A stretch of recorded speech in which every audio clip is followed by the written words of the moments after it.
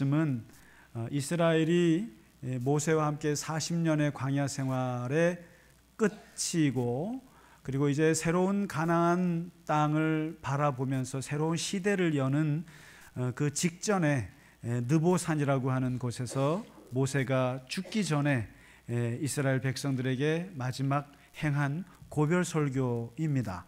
동시에 유언과 같은 연설이기도 합니다. 사실 이 시점에서 모세는 역사를 생각하는 것이죠.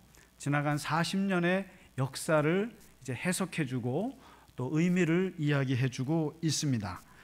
사실 우리가 보통 그 역사라 그러면 많은 역사에 대한 생각들이 많습니다. 토인비 같은 분은 역사는 도전이 있으면 거기에 대해서 응전했던 역사다 얘기를 하기도 했고, 이에치카 같은 역사가는 역사는 알고 보면 과거와 현재가 끊임없이 대화하는 것이다 이렇게도 보기도 하지요. 그리고 헤겔 같은 철학자는 역사학자는 아닙니다만은 그는 정이 있으면 반이 있고 반이 있으면 합이 있어서 정반합 진보라고 얘기를 했습니다. 역사는 계속 진보해가는 과정이다. 우리가 잘 아는 막스 같은 그런 학자들은 역사를 계급 투쟁이다, 끊임없이 있는 자와 없는 자 사이의 투쟁이다, 이렇게 많은 정의들이 있습니다만은, 사실 저는 성경을 보면서 제 나름대로 역사가는 아닙니다만은 역사는 사실 반복과 변화의 과정이라 이런 생각이 듭니다.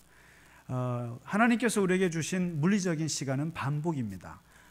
아침, 점심, 저녁, 하루, 이틀, 사흘, 한 달, 그리고 한 달, 두 달, 세 달, 12달, 1년, 1년, 2년, 3년, 100년, 1000년, 만년, 그것은 마치 태양을 중심으로 해서 지구가 돌면서 똑같은 시간 안에서 반복되는 이 물리적인 구조 속에서 돌아가는 게 역사입니다. 아침에 일어나 아침밥 먹고, 점심에 점심밥 먹고, 저녁에 저녁밥 먹고, 똑같은 반복된 것 같지만 그러나 알고 보면 그 반복 속에서 끊임없이 달라지는 것을 봅니다. 오늘 밥이 다르고 내일 밥이 다르고, 오늘 본 게 다르고 내일 본 게 다르고, 365일 우리가 50번 1년 동안 예배를 똑같이 반복한다고 하지만 예배 때마다 내용은 다 다르죠. 그래서 변화가 일어납니다, 그 속에서. 근데 오늘 이 8장에서 모세가 이스라엘 백성들에게 역사를 얘기하는데, 먼저 이 8장을 얘기하기 전에 이 신명기라고 하는 책이 얼마나 재밌는 책인가, 이걸 잠깐 좀 말씀을 좀 드리고 싶어요. 옛날에는 이 신명기라는 책을 학자들은 그냥 막 여러 가지 그 모세 이야기들을 짜집게 한 건 줄로 알았어요. 그래서 십계명 집어넣고 또 축복장 집어넣고 저주장 집어넣고 어디서 주워서 모아놓은 거라고 생각했습니다. 그런데 1954년도에 어떤 고고학자, 기독교 고고학자가 논문을 한 편을 썼는데 그게 기독교 성서학을 발칵 뒤집어 놨습니다. 이게 뭐냐면은 이 조지 맨델 홀이라고 하는 분이신데, 이분이 논문을 썼어요. 근데 뭐라고 썼냐면, 이분이 고고학을 하다가 뭘 발견했냐면은 3500년 전에 그 고대 근동 이쪽 지역에서 문서 하나를 발견한 거예요. 그게 바로 히타이트라고 들어보셨죠? 옛날 히타이트, 이걸 해쪽 속이라고 성경은 말하고 지금 터키를 말합니다. 터키가 옛날에 잘 나갔습니다. 얼마나 잘 나갔냐면은 3500년 전에는 최초로 철기 문명으로 제국을 다스렸던 나라가 히타이트입니다. 근데 이 히타이트가 그냥 이 나라 저 나라 철기 문명으로 다 그냥 이겨버리고는 거기서 그 패배한 왕과 조약을 맺은 종주권 조약이라는 게 있어요. 그 조약 문서가 발견된 거예요. 근데 그 종주권 조약을 보니까 신명기랑 똑같은 거예요. 똑같은 거예요. 왜냐하면 이게 구조가 똑같아요. 그 조약을 맺을 때 보면 강대국 왕이 패한 왕에게 처음에 나는 누구다, 그리고 너희 나라와 우리 나라가 이런 관계였다, 서술이 있어요. 그 다음에 너희에게 이런 걸 요구한다, 그리고 나중에 안 들어주면 축복과 저주가 있다, 이런 순서가 쭉 돼 있어요. 근데 이 종주권 조약이라고 하는 것은 되게 무서운 조약이에요. 이긴 나라와 진 나라 사이에서 하니까 어떻게 하냐면은 내용을 보니까 그래요. 나는 이제부터 너희를 다 보호하고 지켜주겠다. 그리고 근데 이제부터는 너희 나라는 우리나라니까 내가 다 보호하고 지켜주고 또 어디든지 항상 책임을 져주겠다. 그래놓고 너희는 이것을 대신 조건으로 해라 하고는 내밀었는데 그게 뭔가 했더니 너희 세금의 80%를 내라. 그리고 외교하지 마라. 그리고 나 없이는 외교하지 마라. 그리고 전쟁이 나면 너희 나라 남자들 제일 먼저 보내서 선발대로 세운다. 그리고 전리품을 취해서는 안 되고 1년에 한 번씩 왕은 나 앞에 와서 인사를 해야 하고 그 인사하는 자리에서 나에게 이 조약 문서를 낭독해야 한다. 그리고 혹시라도 우리나라에서 범인이 생겨서 너네 나라 도망가면 무조건 우리나라로 인도해야 된다. 그러면서 엄청난 요구를 하는 거예요. 그러면은 우리 재산의 80%를 내라고 하니까 그 진 왕이 못하겠는데요. 그러면은 죽여요. 그리고 딴 왕을 세워서 하는 거죠. 이런 식으로 이 종주권 조약이라고 하는 것은 완전히 강대국에 유리한 조약이고 불평등 조약이거든요. 근데 이것을 사실 옛날 고대 사회에서는 다 그랬습니다. 영주와 지주와 소작농 사이에서 할 때도 보면 내가 너를 우리 농지를 쓰게 할 테니까 너는 대신 모든 소출의 80%를 내라. 그리고 또 그럼 20%는 내 거예요? 아니에요. 10%는 또 세금을 내고 또 5%는 지방 관료한테 세금 내고 5%밖에 안 들어와요. 못 하겠는데요? 사인 못 하겠는데요? 그러면 그래 그럼 너 가. 줄 섰어 소작농들이. 이게 종주권 조약이거든요. 그리고 이 귀족들이랑 이 백성들 사이에 워낙 도적대들이 많으니까 성 안에 들어오면은 내가 보호해 줄게. 대신 네 딸 시집 보낼 때 그 딸은 항상 나와 자야 돼. 이런 조건까지 있었어요. 못 듣겠는데요? 그럼 너 나가. 할 수 없이 사인을 해야 되는 게 이 종주권 조약인데 바로 이 히타이트족이 그 진 나라에게 했던 게 이런 거예요. 불평등 조약이에요. 근데 이 구조를 그대로 신명기가 가져온 거예요. 그래서 이 조지 맨달홀이 똑같다. 결국 이 신명기라고 하는 것은 하나님 여호와 하나님과 이스라엘 백성들이 맺는 조약과 같다. 하나님이 일방적으로 이스라엘 백성들을 출애굽시켜서 그들에게 먹을 것 주고 보호해주고 지켜주고 지금까지 40년 동안 인도해 오셨고 앞으로도 내가 가나안 땅으로 인도할 것이고 그러니까 내가 너를 지켜주겠다 이거예요. 대신 너가 나한테 해줄 게 있다 이거예요. 해줄 게 있는데 그게 뭐냐? 뭐겠어요? 제발 일주일에 한 번은 좀 쉬어라 이거예요. 부모를 좀 공경해라. 그리고 사람 죽이지 마라. 남의 물건 건들지 마라. 그리고 소득의 10분의 1만 나한테 좀 내라. 그러니까 이게 종주권 조약인데 내용은 너무나 히타이트하고 다른 거예요. 어쩌면 내용이 이거 여러분 어떻게 이런 요구 조건을 들어주실 수 있겠어요? 일주일에 한 번 쉬시래요. 제발 좀 가게 문 좀 닫고 교회 좀 나오세요. 그러니까 이거는 이스라엘 백성들이 어려운 얘기예요. 400년 동안 쉬지 못했던 사람들이에요. 그들에게 제발 일주일에 한 번씩 쉬어라. 그리고 좀 사람답게 살아라. 사람 죽이지 말고, 그리고 거짓말 하지 말고, 그리고 쓸데없이 부모님들 막 때리지 말고 사람이 사람 좀 살아봐라. 이게 내가 너희한테 요구하는 요구 조건이다. 하나도 하나님한테 유리한 게 없어요. 하나도 하나님하고는 관계가 없어요. 이게 다. 그리고 10개 중에 하나만 다오. 근데 그 한 개 어디에 쓰시게요? 고아와 과부와 가난한 나그네들한테 주게. 왜요? 여러분 주변에 고아와 과부와 나그네가 굶어 죽으면 여러분은 편하세요? 아니잖아요. 사회가 불안해지잖아요. 그러니까 그 10분의 1을 그들에게 주라는 거예요. 어느 것 하나 하나님 유리한 거 없고 하나님 위한 것이 없어요.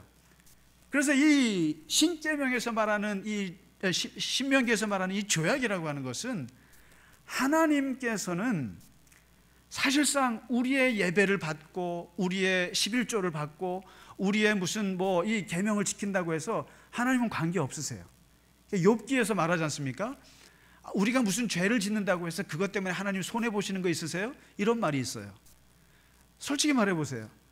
여러분이 무슨 죄를 짓는다고 해서 하나님이 무슨 손해를 보시겠어요? 거꾸로 말해서 우리가 하나님 앞에 예배를 아무리 잘 드리고 아무리 하나님을 위해서 내가 하나님 뭐 해드릴게요 한다고 해서 하나님이 뭐가 그렇게 대단하게 우리한테 아쉬워하시겠어요? 근데 이상하게도 오늘 하나님께서 이스라엘 백성들에게 요구한 것은 이스라엘 좋으라고, 너희들 좋으라고 지금 이렇게 하시는 아주 파격적인 이 조약을 하시는 거죠. 이게 오늘 신명기의 내용인데, 이런 내용 중에 오늘 8장을 한번 들어가 보시면 여기에 모세가 하나님과 이스라엘 사이의 중재자로서 40년 동안에 살아왔던 역사를 해석해 줍니다. 해석해 주는데 이게 그렇습니다. 이 역사를 사람이 볼 때 그냥 현재 두 가지입니다. 역사를 대하는 태도가 두 가지가 있죠. 일반적으로 우리가 내가 그냥 현재에 만족하고 살고 싶은 분들은 역사는 망각하는 게 좋습니다. 잊어버리는 게 좋으세요. 지나간 일을 잊어버리는 게 좋으세요. 현재에 초점을 두시고 싶은 사람은 그게 편합니다. 그런데 조금이라도 우리의 후손을 생각하고 우리의 미래를 준비하고 우리의 앞날을 생각하시는 분들은 역사를 기억해야 합니다. 그러면은 이 신명기는, 성경은 역사에 대해서 어떤 태도를 취했느냐? 기억하라고 얘기합니다. 34번이나 기억하라, 잊지 말라는 말을 신명기에서 하거든요. 그래서 오늘 이 40년 동안의 광야길을 걸었던 것을 기억하라. 그러면서 거기에 의미 세 가지를 얘기합니다. 얘기하는데, 첫째는 왜 우리가 이렇게 고생을 했을까? 왜 이렇게 자존심 상하게 하나님께서 낮추시고 말이죠. 그리고 배고프게 하시고 굶기게 하시고 목마르게 하시고, 그리고 도대체 예전에는 경험해 보지 못했던 만나라는 것이 하늘에서 뚝뚝 떨어지고 메추라기 떨어지고 반석에서 물이 나는 이러한 아주 생소한 체험을 하게 하셨을까? 고생스럽게. 거기에 대해서 하나님은 세 가지 얘기하신다는 거예요. 하나는 하나님이 알고 싶은 게 있었다. 하나님이 알고 싶은 것이 있었고, 둘째는 하나님이 가르쳐주고 싶은 것이 있었다. 한 가지만 가르쳐주고 싶었다. 그리고 마지막은 뭔가 너희들에게 확인시켜주고 싶은 것이 있다. 이렇게 모세가 정리합니다. 첫째, 이거라는 거예요. 왜 우리가 그렇게 고생했을까? 오늘 2절에 보시면 그런 말이 나와요. 네 마음을 좀 알고 싶었다는 거예요. 하나님께서 네 마음이 어떤지 알고 싶었다는 거예요. 배고플 때 어떻게 나오는지, 목마를 때 어떻게 나오는지, 그리고 구름 기둥으로 인도하면서 막 홍해가 갈라질 때 어떤 식으로 나오는지 하나님이 알고 싶었다는 거예요. 욥기에 보면은 욥이 자식들 다 죽고 그리고 재산 다 잃고 건강 잃고 했을 때 하늘에 계신 하나님께서 요셉에게 최고의 관심을 그거였어요. 요셉의 입이었습니다. 욥의 입이었어요. 욥이 어떻게 반응하는가, 그게 하나님이 알고 싶었던 거예요. 야, 자식도 죽었어, 재물도 없어졌어, 건강도 잃었어, 어떻게 나오나 보자 했더니 주신 이도 여호와시요 거두시는 이도 여호와시요. 그렇지, 우리의 욥 대단해. 그리고 사람이 화도 당했으면 복도 있고 복도 있으면 화도 있지. 그렇지, 인생은 그렇게 살아야지. 그러던 욥의 입에서 왜 태어났니 왜 태어났니 이러고 앉아있고 가면서 이제 헛소리를 하기 시작했습니다마는, 그러나 오늘 이 모세가 그런 거예요.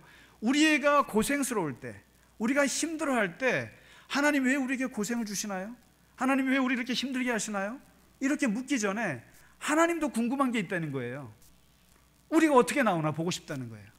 어떤 마음으로 나오나, 얘들의 입에서 원망이 먼저 나오나 아니면 믿음의 말이 나오나, 아니면 부정적인 말이 나오나 긍정적인 말이 나오나, 아니면 인생을 포기하는 말이 나오나 아니면 인생을 끝까지 살아야겠다는 말이 나오나, 얼굴 표정, 눈빛, 그걸 보고 싶다는 거예요. 하나님은 알고 싶었다는 거예요. 40년 동안 노예로 살던 너희들을 끌고 내서 온갖 새로운 경험을 하면서 파란만장한 인생을 살면서 너네들이 어떻게 하는가 내가 보고 싶었다는 거예요. 그 마음이 어떤지 보고 싶었다는 거예요. 우리가 고난당하실 때, 우리가 힘드실 때, 우리도 힘들지만 하나님도 우리를 유의해서 보신다는 거죠. 우리가 어떻게 나오나 굉장히 관심 있게 보신다는 거예요.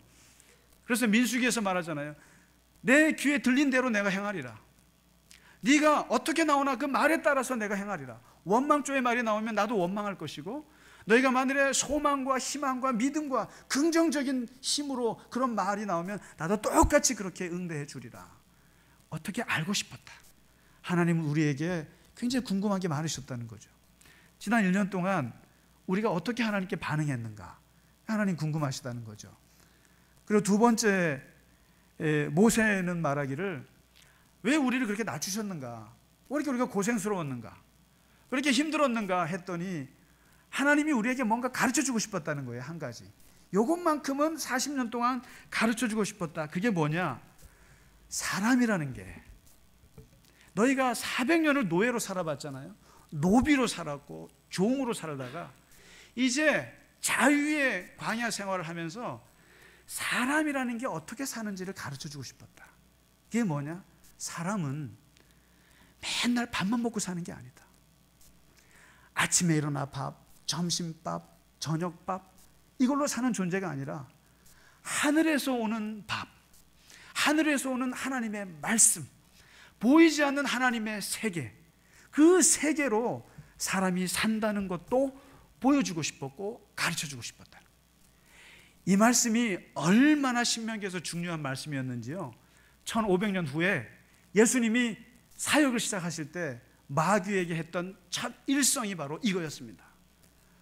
돌을 떡으로 만들어 보시오. 그랬더니 예수님이 사람이 떡으로만, 밥으로만 사는 존재가 아니라 사람이 하나님의 말씀으로 사는 것이다. 이 이야기를 예수님이 공생애 내내 하시잖아요. 요한복음 4장에 보시면 사마리아 여인과 우물에서 대화하실 때 우물에 있는 물만 먹으면 안 돼. 하늘에서 오는 물을 마셔야 돼. 이런 얘기하세요. 하늘에서 오는 물, 이 영생하는 물 마셔야 돼. 요한복음 6장에서 뭐라고 그러십니까? 4,000명, 5,000명한테 떡을 나눠주시고 나서는 찬물을 끼얹는 말씀을 하시지 않습니까?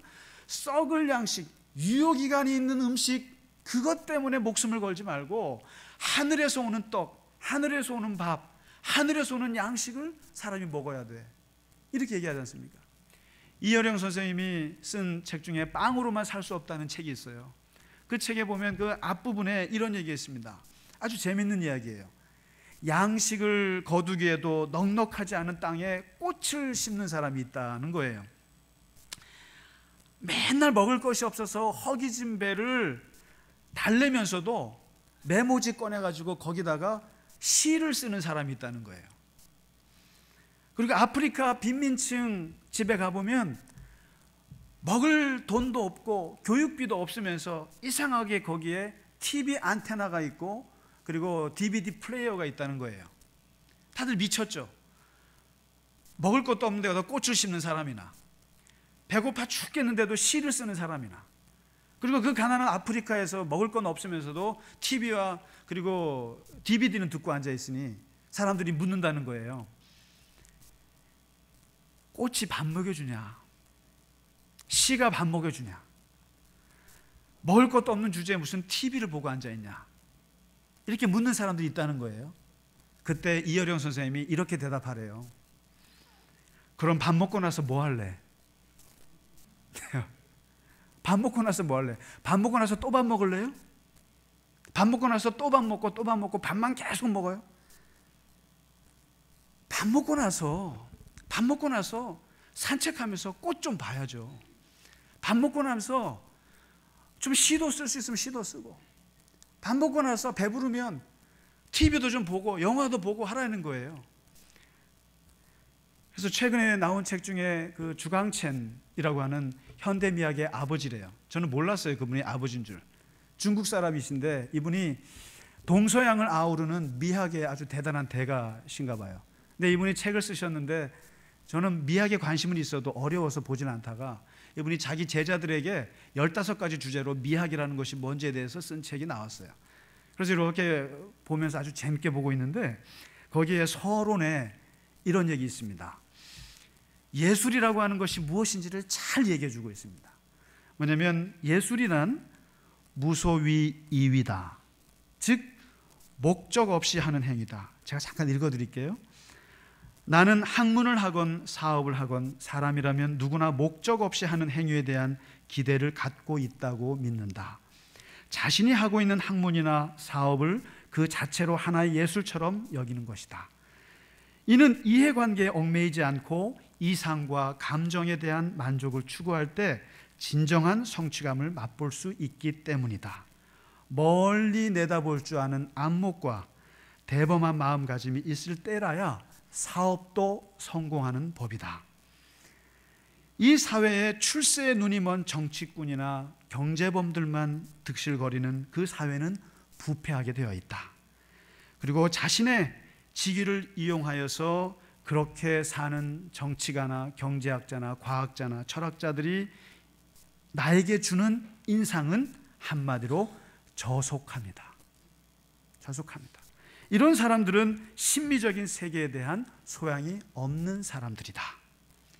한마디로 말해서 이 주강첸 이 선생님이 말하는 게 한 번쯤은 좀 목적 없이 행동하라는 거예요. 한 번쯤은 이해관계에 얽매이지 않고 세상을 좀 볼 수 없냐는 거예요. 노송 한 그루를 보면서도 어떤 사람들은 저걸 팔아서 얼마를 벌 수 있을까를 보지만 그냥 그 자체의 아름다움을 볼 수 없냐는 거예요. 그냥 그 자체의 아름다움, 아, 꽃 예쁘네, 그럼 되는데 저 꽃을 꺾어가지고 내 집에다가 액자에다가 집어넣어야지. 목적을 가지지 않고 그냥 이해관계 없이 아름답게 볼 수 있는 그런 눈은 없느냐는 거예요. 오늘 하나님께서 이스라엘 백성들에게 40년 동안 가르쳐주고 싶었던 것은 모든 것을 다 돈벌이로만, 먹는 것으로만, 그리고 뭘 해도 내가 먹고 마시는 거에만 집중했던 사람들에게 한 번쯤은 좀 일주일에 한 번씩 쉬어봐라. 그리고 사람답게 사람을 좀 대해봐라. 죽이지 말고 부모님을 부모님처럼 한번 대해봐라. 그리고 사람이 좀 제발 좀 그렇게 이해관계 없이 하나님께서 주시는 말씀만으로도 살아보라. 그냥 아무 이해관계 없이 우리가 봉사할 수 없느냐. 그리고 10분의 1을 세상에게 나눠주고 그렇게 했을 때, 그리고 아무런 이해관계 없이 주님께 봉사하고 주님께 헌신하고 그리고 사람들 위해서 쓰고 베풀고 자선하고 그렇게 하라 이거죠.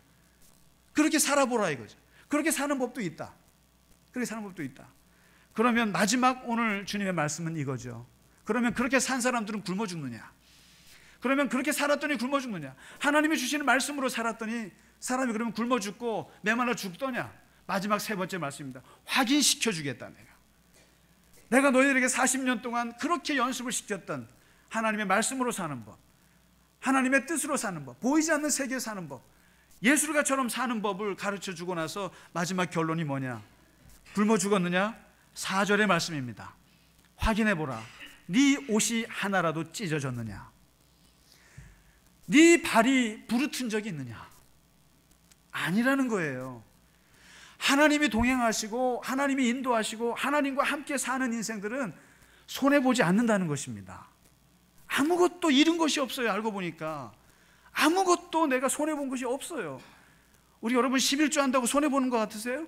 그리고 우리가 봉사하면서 시간을 교회에다가 바치는 사람들 손해볼 것 같으세요? 우리가 무슨 주님을 위해서 하나님이 보이지 않는 세계를 위해서 이해관계 없이 살았어요?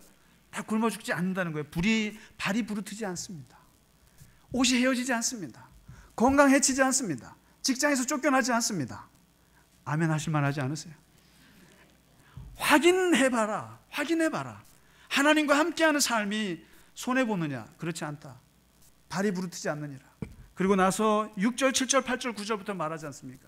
내가 너를 젖과 꿀이 흐르는 땅이고 아름다운 땅으로 인도하실 것이고, 그리고 너는 배부르고 절대로 목마르지 아니하고 그 좋은 옥토 속에서 하나님을 찬양하리라. 찬양하리라. 하나님과 더불어 살았던 40년의 인생이 결코 우리에게는 하나도 잃은 것이 없다는 거예요. 저는 지난주에 정말 아팠던 우리 교우를 신방하면서 깜짝 놀랐어요. 저는 쓰러져서 그냥 귀만 들리는 줄 알았어요. 앉아서 저를 맞이하시면서 죽을 줄 알았던 사람이 살아났고, 그리고 우리는 지난 한 해 동안 많은 파란만장, 다사다난, 또 많은 어려움, 진통들이 있었어요. 그러나 한번 생각해 보세요. 그 진통 속에서도 하나님이 우리와 함께 하신 걸 보여주셨어요. 하나님이 살아계신다는 걸 무섭게 보여주셨어요. 그러면서 우리는 느낍니다. 지금 와서 하나도 잃은 것이 없어요. 하나도 우리는 하나님 앞에서 잃은 것이 없습니다. 그래서 바로 이 믿음을 가지고 오늘 모세가 얘기합니다. 바로 하나님께서 너를 지켜주신 것만큼 이제 새로운 가나안 땅도 그 믿음으로 새해를 시작하라. 과거를 기억하고 새해를 새 출발하라 말씀하십니다.